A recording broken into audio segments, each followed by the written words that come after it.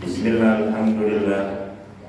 Innal hamdalillah nahmaduhu wa nasta'inuhu wa nastaghfiruh wa na'udzu billahi min shururi anfusina wa min sayyiati a'malina. May yahdihillahu fala mudilla lahu wa may yudlil fala hadiya lahu. Asyhadu an la ilaha illallah wahdahu la syarika lah wa asyhadu anna Muhammadan abduhu wa rasuluh. Allahumma shalli wa sallim wa barik ala sayyidina Muhammadin wa ala alihi wa sahbihi wa la haula wa la quwwata illa billah. Subhanaka la ilma lana illa ma 'allamtana innaka antal alimul hakim. Rabbi shrah li sadri wa yassir li amri wahlul 'uqdatam min lisani yafqahu qawli. Amma ba'du. Yang saya hormati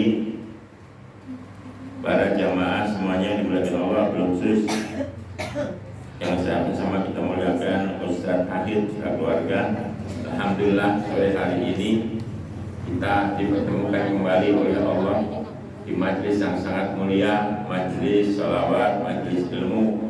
Mudah-mudahan sebab kumpul kita di tempat ini, Allah mudahkan semua urusan kita. Amin. Allah ijabah doa-doa kita.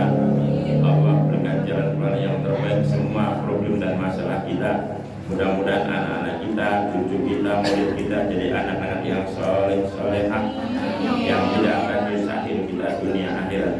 Amin ya rabbal alamin.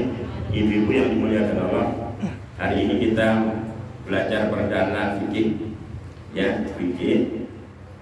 Ini nanti diawali dengan belajar tentang air, ya. Air karena ini sangat menentukan.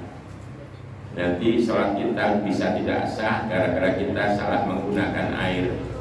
Kelihatannya sepele, tapi ini bisa menyebabkan sah dan tidaknya ibadah kita. Makanya nanti kita belajar tentang air yang bagaimana, yang bisa dipakai wudhu, yang nggak bisa dipakai wudhu. Termasuk nanti bicara najis, ya. Karena najis ini juga nggak bisa disebutkan.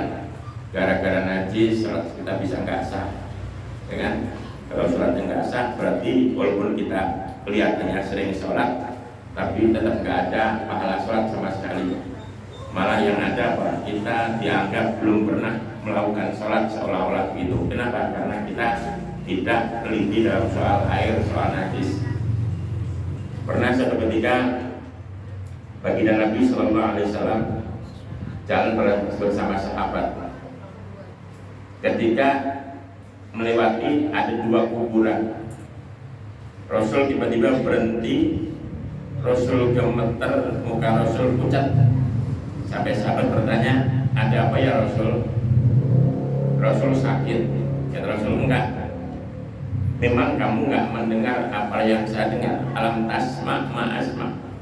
Kata sahabat, enggak ya Rasul, ada apa? Dua orang yang di dalam kubur ini, dua-duanya sedang disiksa oleh malaikat. Sampai Rasul sendiri merasa ketakutan, Rasul gemeter, Rasul pucat. Kenapa? Rasul tahu dua orang yang dikubur dalam keadaan disiksa oleh malaikat. Kata Rasul, yang satu disiksa karena namimah. Namimah itu suka ngadu domba, mindahin omongan orang, gitu kan ya. Depan si A, dia pura-pura baik sama si A, jelekin si B. Kita ketemu si B, dia pura-pura baik sama si B, jelekin si A. Ini namanya namimah. Disiksa gara-gara itu. Yang satu kan Nabi, ini gara-gara nggak beres urusan najis. Pipis belum selesai, pipis belum tuntas, terus dia cebok. Akhirnya habis cebok mengalir lagi ke najis.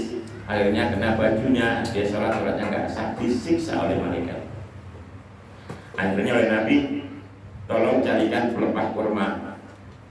Ada riwayat mengatakan pelepahnya dua. Ada lagi riwayat yang mengatakan pelepahnya satu, oleh Nabi dibelah jadi dua. Masing-masing kuburan dikasih pelepah kurma satu. Jadi pelepah kurma itu mirip dengan daun kelapa kalau di sini. Sahabat bertanya, ya Rasul, apakah pelepah kurma ini bermanfaat buat yang meninggal, almarhum yang di dalam kubur? Kata Rasul, selagi pelepah kurma ini masih basah, dia akan bertasbih dengan kuat, dan tasbihnya meringankan siksa orang yang di dalam kubur. Dari sini maka ulama mengatakan Kita tidak boleh nyabut rumput yang di atas kubur orang tua kita, keluarga kita. Kenapa? Rumput itu hakikatnya bertasbih. Ya, kalau kita cabut itu yang di dalam kubur menangis sebenarnya, menjerit, jangan jangan dicabut, itu rumput bertasbih. Tasbihnya nyampe ke dalam rasa ademnya. Boleh dicabut tapi diganti dengan rumput yang lebih baik, atau dirapikan, bukan dibuang. Ya. Jangan malah rumputnya dibersihkan diganti batu. Jangankan batu kali, batu akik tetap nangis yang di dalam. Ya. Jadi biar, makanya kalau kuburan kita bawa kembang yang masih segar kita taburkan. Ya, kembang yang segar itu bertasbih, tasbihnya mendinginkan orang yang di dalam kubur. Pertama. Nomor 2, bau harumnya bunga ini mengundang malaikat rahmat turun dari langit, turun. Pokoknya kalau di bumi ada yang wangi-wangi turun. Ya. Jadi kalau ibu pengen selalu didampingi malaikat rahmat yang membawa rahmat, ibu harus wangi. Begitu ibu keteknya bau, kabur dia. Kalau wangi, sekeliling kita malaikat. Malaikat juga bertahan sama. Jadi kalau di atas kuburan orang tua kita ada bunga-bunga yang wangi, malaikat turun, dia bertasbih di situ. Ya, di samping dapat tasbihnya bunga, dapat tasbihnya para malaikat. Nah, kembali lagi, ini saya tadi sebelumnya tentang pentingnya bicara tentang air, tentang najis, yang kita jangan sembarangan karena ini menyangkut ibadah kita. Kitab ini Fathul Qorib dimulai dari kitab Buah Kamit Toharoh. Nanti saya baca tapi tidak semuanya saya terjemahkan, ya, takut ada yang saya terjemahkan malah ibu mulai bingung. Tapi saya baca untuk tabarukan. Kitab Buah Kamit Toharoti. Wal kitab lughatan masdarun bimakna dhammi wal jami'. Jadi kalau saya jelaskan ibu malah gue yang ini pelajaran anak pesantren ini. Wastilahan ismun li jinsin minal ahkam. Amal babu fasmun li naw'in mimma dakhala tahtal jinsi. Wa taharatu bi fathi ta lughatan an-nadhafa. Wa amma sya'an fa fi tafasir katsiratun minha qauluhum fi'lu ma ustabahu bihi as-salah ay min wudu'in wa ghuslin wa tayammumin wa izalatin najasah. Jadi kita masuk bab toharoh. Toharoh ada di fathah to-nya, toharoh. Ini kalau kita lihat rumus bahasa Arab dalam bahasa artinya an-nadhafah bersih. Toharoh dalam bahasa artinya bersih. Nanti kalau menurut agama yang bersih belum tentu suci. Nanti beda antara bersih dan suci.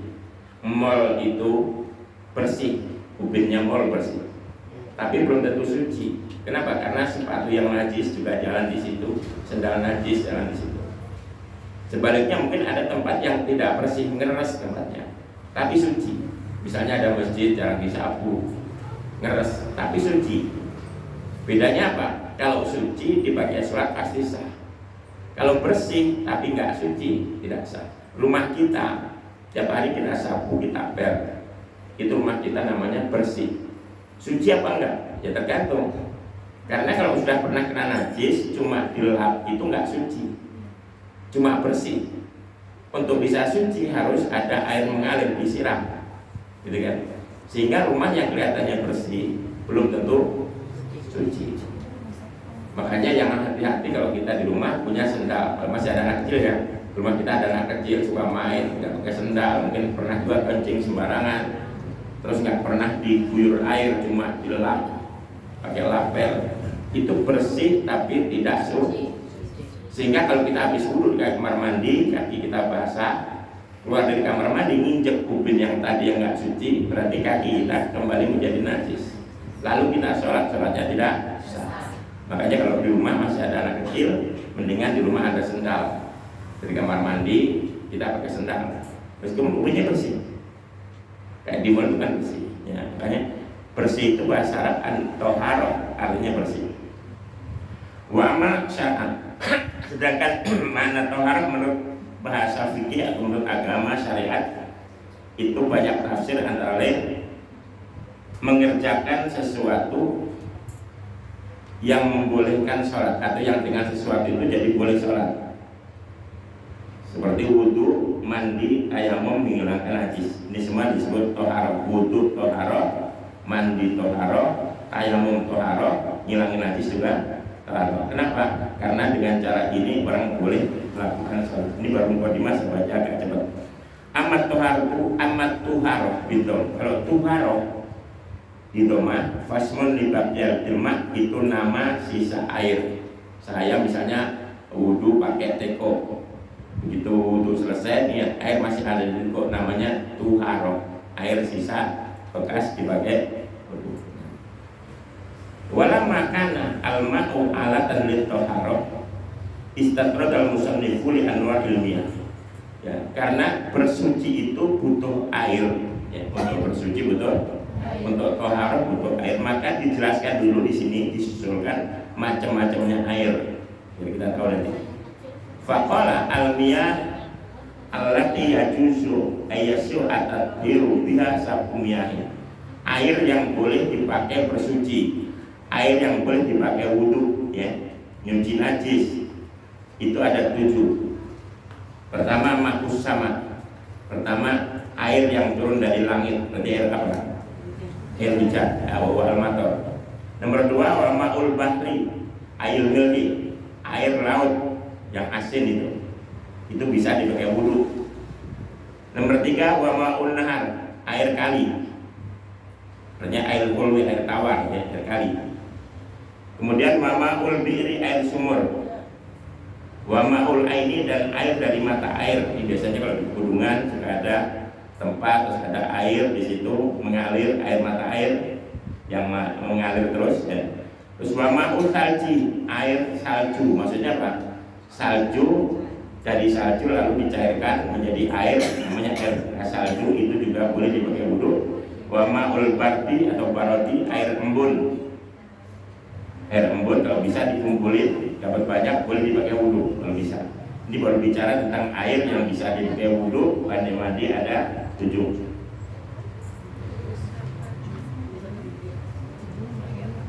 Wa yajma'u hadhil sab'ah qauluka mana jalan sama awana banget.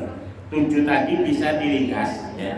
7 tadi, ya. Air yang turun dari langit atau yang nyumber dari bumi. Sebenarnya air cuma 2, air yang dari langit dan yang dari bumi. Semua tadi, yang 7 tadi, singkatnya kalau diringkas, air yang turun dari langit atau yang nyumber dari bumi, semuanya. Nanti baru ada pembagian mana yang boleh, yang najis, mana yang tidak najis. Ini masuk pembahasan ini.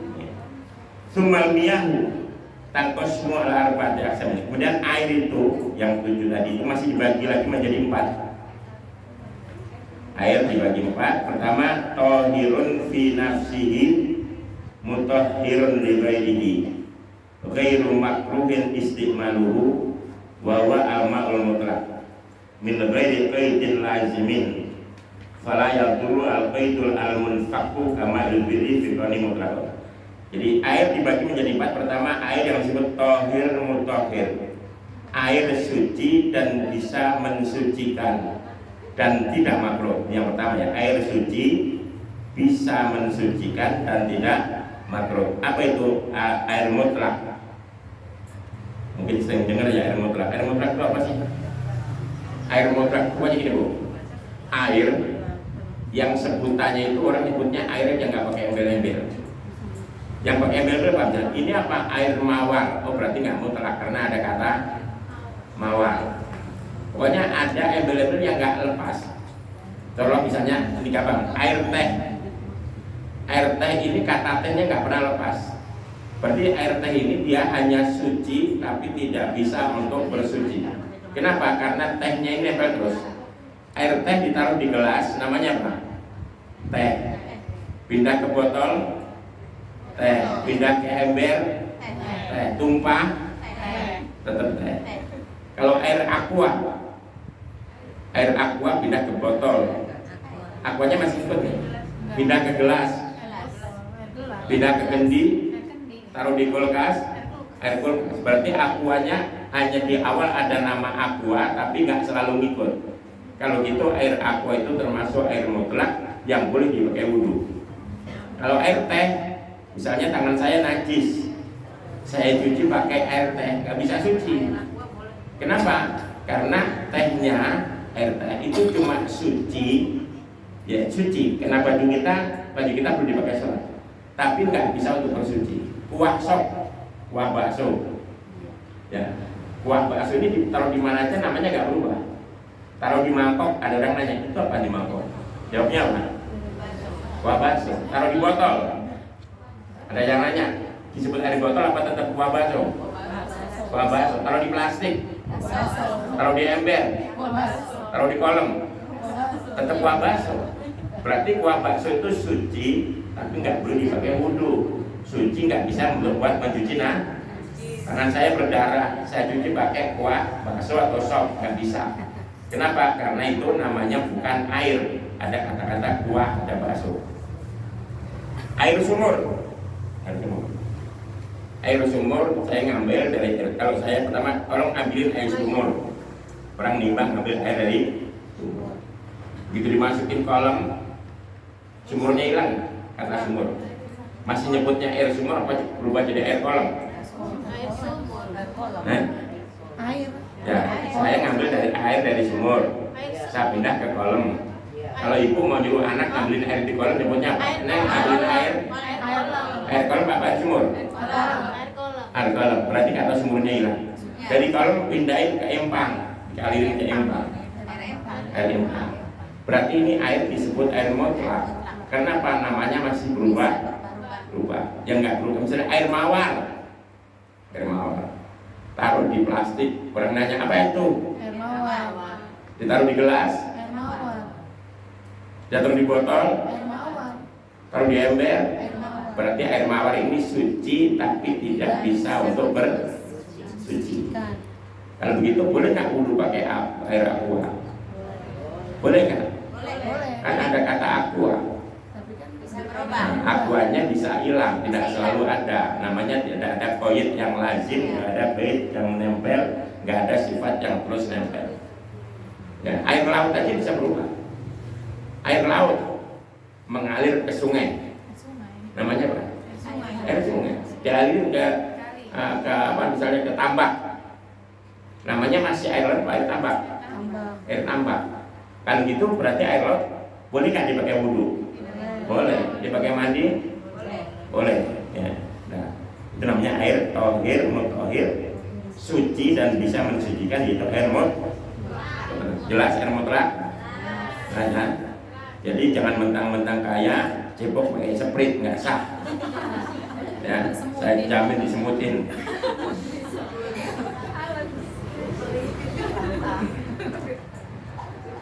Wasani nomor 2.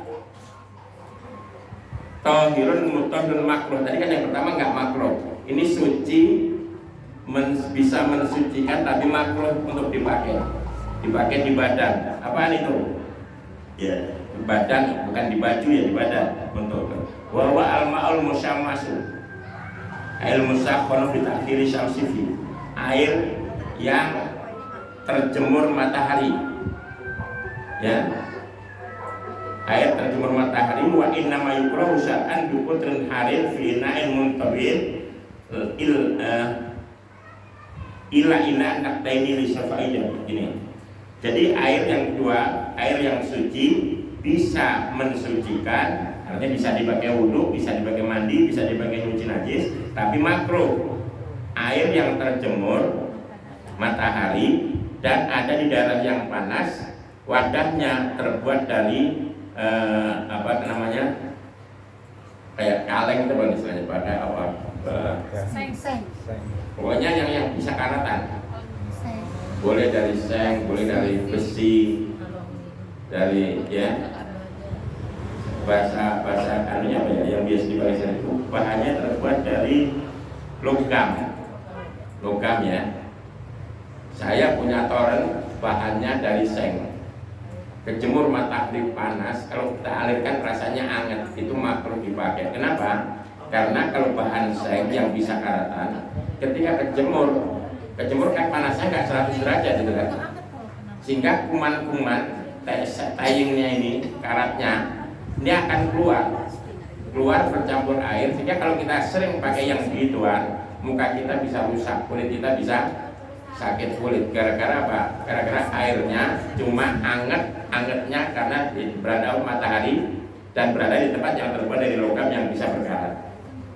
Beda kalau misalnya pakai yang bahannya plastik, nggak apa-apa, ya, atau bahannya dari yang kuning itu kuning itu, fiber. Yang penting jangan tempatnya terbuat dari bahan yang berkarat. Dari stainless nggak apa-apa, atau mungkin disebutkan ada dari emas atau perak. Mungkin karena kita kaya, tempat airnya tornya dari emas.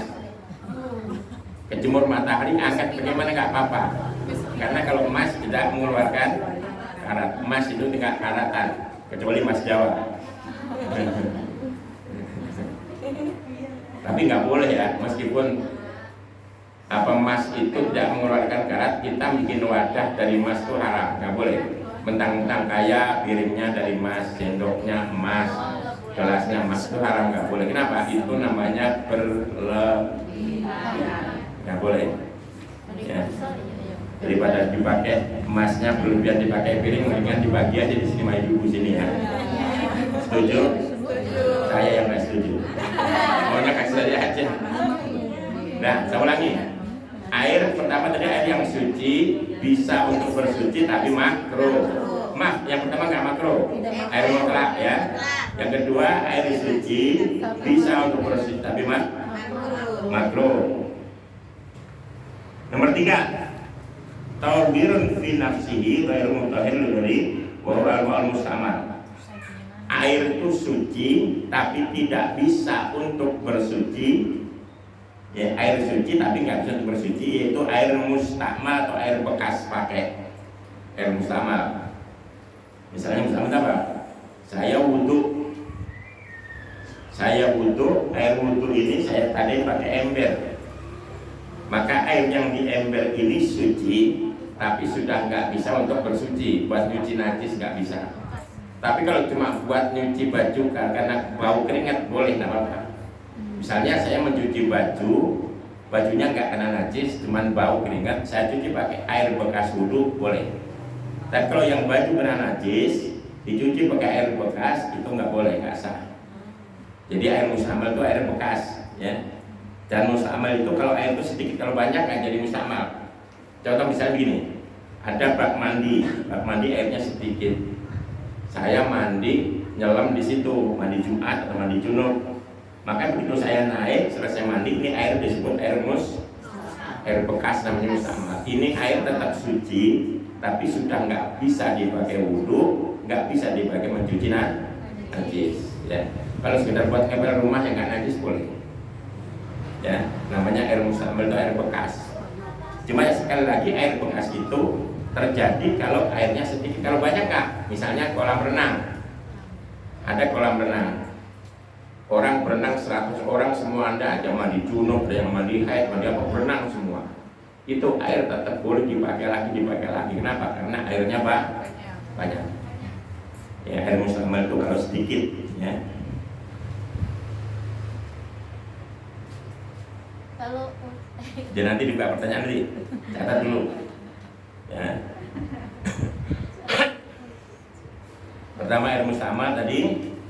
Nomor kedua air mutaghayyir, air yang sudah berubah. Ya, air sudah berubah. Air itu sifatnya 3, ya, ada bau, warna, rasa. Jadi kalau air berubah salah satunya, baunya berubah atau warnanya berubah atau rasanya berubah, namanya air sudah disebut berubah. Ini juga suci tapi nggak bisa dipakai contohnya apa tadi, kuah sop, kuah bakso. Itu tadinya airnya air bening, air mutlak, kan dicampur bumbu akhirnya berubah, rasanya berubah, warnanya pun agak pucat. Ini air disebut air yang suci tapi nggak bisa untuk bersuci, buat wudhu nggak bisa, buat nyuci tangan yang najis nggak bisa, buat menghilangkan hadas nggak bisa. Ya, jadi tapi yang berubah karena benda suci, ya. Jadi saya ulangi biar jelas. Yang nomor 3 tadi air suci tapi tidak bisa untuk bersuci. Pertama air mustamal, nomor 2 air yang sudah berubah tapi berubahnya karena benda suci. Berubah karena benda, kayak tadi, air berubah karena bumbu, air berubah karena kopi, air berubah karena teh. Ini semua berubah sebab barang-barang suci. Itu air jadi tetap suci tapi nggak bisa dipakai ada yang berubah tapi nggak bisa dipakai sama sekali jadi najis. Kenapa? Air seember kena kencing berubah. Ini air harus dibuang. Kenapa? Karena yang berubah barangnya bukan barang suci tapi barang najis. Jadi yang tetap suci itu berubah karena barang suci. Yang minuman-minuman itu soft drink semua, sirup, jus, semuanya itu suci. Tapi nggak bisa untuk bersuci. Kenapa? Karena berubah. Kenapa tetap suci? Karena berubahnya karena barang-barang disebabkan barang yang suci. Jadi kalau berubahnya karena barang yang najis, maka menjadi mutan najis atau terkena najis. Ya mungkin tadi ada yang mau nanya, silakan tanya. Nanti kalau enggak diteruskan, silakan pertanyaannya. Jadi lupa. Ya. Kalau tadi saya nomor 3 Pak Ustadz mau tanya, air wudhu yang ditadahin pakai ember bisa dipakai untuk mencuci pakaian ya? Ya kalau pakaiannya tidak najis ya. Oh ya. Pakaiannya Terus kalau untuk buang air kencing, cebok cebok nggak boleh, kan namanya dipakai mencuci najis itu. Ya air yang bekas wudhu 1 ember tadi itu hanya boleh untuk mencuci barang-barang yang tidak najis. Kalau buat cebok kan mencuci najis, buat mencuci kencing kan nggak bisa buat cebok. Oke, saya hanya untuk wudhu yang nggak boleh. Nggak, mencuci najis nggak boleh, wudhu nggak boleh mencuci. Maka tadi saya contohkan kalau tangan saya berdarah, saya cuci pakai kuah bakso, saya cuci pakai teh botol, nggak bisa. Walaupun bersih tapi tidak nggak suci. Bersih kelihatannya tapi nggak suci. Artinya apa? Tetap najis. Mungkin air yang bekas wudhu tadi yang di ember buat cebok, yang mungkin kencingnya kelihatan bersih. Kemaluan kita bersih tapi tidak suci. Kenapa? Karena air yang dipakai air bekas wudhu. Kecuali air bekas wudhunya banyak. Ya tadi air bekas wudhu dikumpulin jadi satu empang gitu, itu nggak mustakmal. Karena tadi kan saya sampaikan air itu bisa mustakmal kalau sedikit. Ukurannya berapa nih? Ukuran sedikit itu kalau kita bikin bak mandi, ukurannya itu kurang dari 60 cm, lebar 60 cm, panjang 60 cm, dalamnya 60 cm. Kurang dari itu berarti sedikit. Makanya kalau bikin bak mandi usahakan mungkin lebarnya 75 cm, panjang 75 cm, dalamnya 1 meter. Kalau segitu diisi penuh, misalnya mohon maaf, misalnya ibu karena lagi susah air, mau mandi head misalnya atau mandi junub, cebok yang bersih, kaki dicuci bersih, semuanya bersih, suci, terus nyelam di situ. Habis nyelam saya niat menghilangkan mandi menggunakan ada besar, terus naik. Ini air tetap suci dan mensucikan. Kenapa? Karena airnya banyak, lebih 2 ulah. Nanti suami begitu juga, nyelam lagi. Bekas dia pakai mandi 2 orang tetap suci dan mensucikan karena airnya banyak. Kayak kolam renang tadi loh. Jadi ukurannya berapa? Air disebut banyak, ukurannya kalau di bak mandi lebarnya 60 kali 60, dalamnya juga minimal 60 cm. Tapi kalau bikin jangan dipas gitu, kalau pas gitu nanti diambil 1 gayung udah berkurang. Syukur-syukur misalnya karena kamar mandinya gede, bikin aja 1 meter, 1 meter, dalamnya 1 meter. Mandinya sekalian sambil dibuka kerannya, jadi tetap penuh terus. Itu jangankan cuma kita pakai mandi, seandainya anak kita bandel dikencing di situ, kencing, asal sifat air yang tadi tidak berubah, bau, warna, rasa nggak berubah. Dilihat warnanya masih bening, coba dicium, nggak ada bau kencing, dijilat, ada rasa, tahu rasanya kencing berarti. Nggak, kalau saya kira gini, kita jilat nggak ada rasa yang aneh. Nggak ada aneh. Nggak ada yang aneh. Rasanya masih rasa air, nggak ada yang aneh. Atau mungkin gini, jangan kita yang menjilat, karena kita terlanjur melihat kan takutnya tersugesti kan. Kita tolong orang lain. Coba menurut kamu air ini bagaimana? Masih bening? Masih. Coba cium deh. Nggak bawa apa-apa. Jilat ya? Nggak ada apa-apa. Oh berarti itu air walaupun dikencingin tetap tohir mutoh. Ya, kalau udah selesai nggak ada apa enggak, padahal habis dikencingin tadi. Pakai Ya. renangnya bau kalau kolam renang itu berbau favorit. Ya, favorit itu ada yang dipakai untuk bukan menghilangkan najis, untuk menghilangkan kuman, ya kan? Asal tidak terlalu menyengat, ya. Sebab kalau lihat air kali kan juga berubah itu, ya. Jadi gini, perubahan itu perubahan yang menurut orang sampai bisa muncul nambah baru. Misalnya gini, ini tadinya air, orang nyebutnya ini apa ini? Sop, berubah nama kan? Ini tadinya air, apa kuah bakso? Ini apa? Air, tapi sudah jadi sprit. Namanya muncul nama baru, berarti itu air sudah tidak mutahhir. Tapi kalau bau spritnya tidak, orang nggak sampai menyebut ini air favorit nggak? Ini apa? Air pang.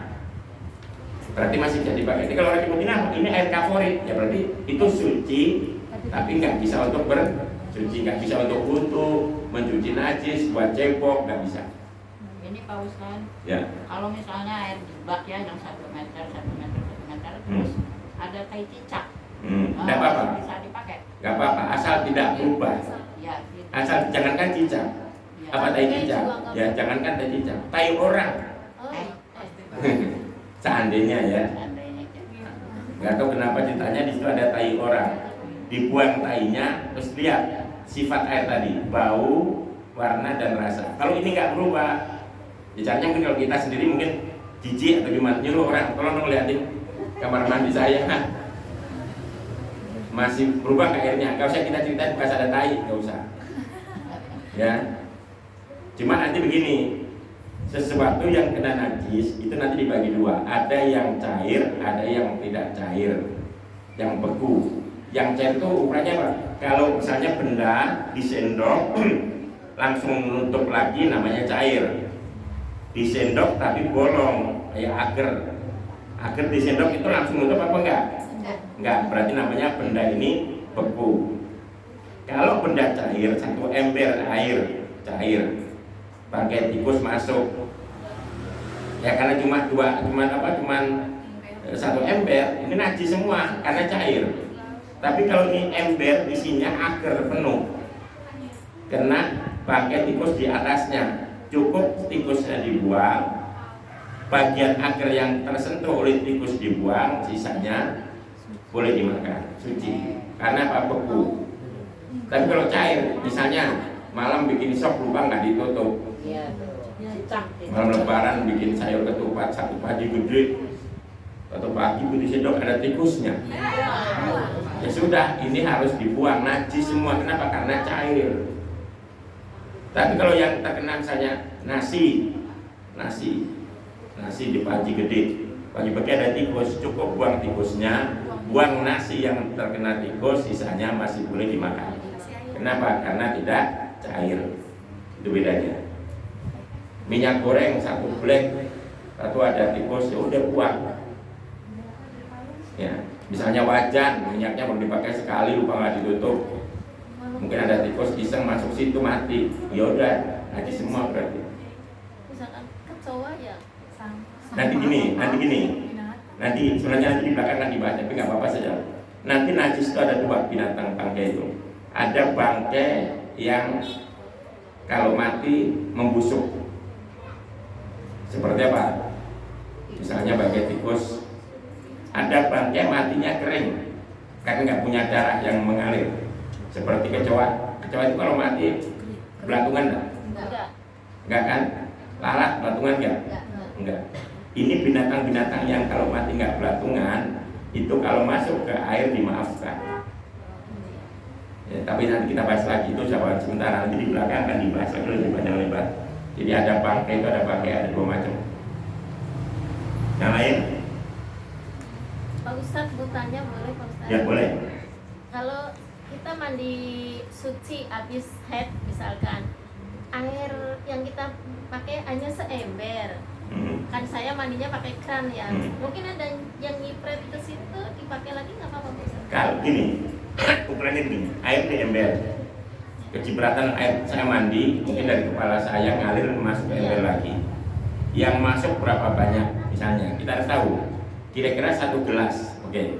1 gelas ini kalau dia berupa sirup mangga misalnya, kira-kira air yang diambil berubah enggak kira-kira baunya, warna atau rasanya? Kalau kira-kira enggak berubah, ya tetap suci dan ikan kan. Tapi sebaiknya kalau memang di kamar mandi kita nggak ada bak yang besar, mendingan mandinya pakai selang atau pakai shower ya. Kecuali mandi sekedar menghilangkan keringat, pengen seger, bukan karena mandi menghilangkan najis, bukan mandi karena pengen menghilangkan hadas ya, bukan mandi junub, mandi haid, bukan. Itu boleh pakai air musama, nggak apa-apa. Tapi kalau mandi junub, mandi haid, mandi ibadah ya, mandi Jumat, mandi Idul Fitri, itu harus pakai air yang tidak musama. Makanya lebih aman kalau pakai selang. Iya, pakai keran saya. Atau gini, kalau nggak ada, nggak apa-apa ember tapi taruh di atas, diisi air penuh, tutup, kasih kayak zaman padasan zaman dulu. Ya, padasan dilubangin, biasanya tutupnya pakai sendal jepit. Jadi potong kan, nah itu aman malah. Walaupun airnya 1 ember kecil, karena ditutup, airnya mancur, nah itu aman. Jangan pakai bak kecil, naruhnya di bawah lagi. Waktu kita guyur gini dari kepala diprat lagi masuk ember, mengkhawatirkan jadi mustamal yang nggak aman nanti.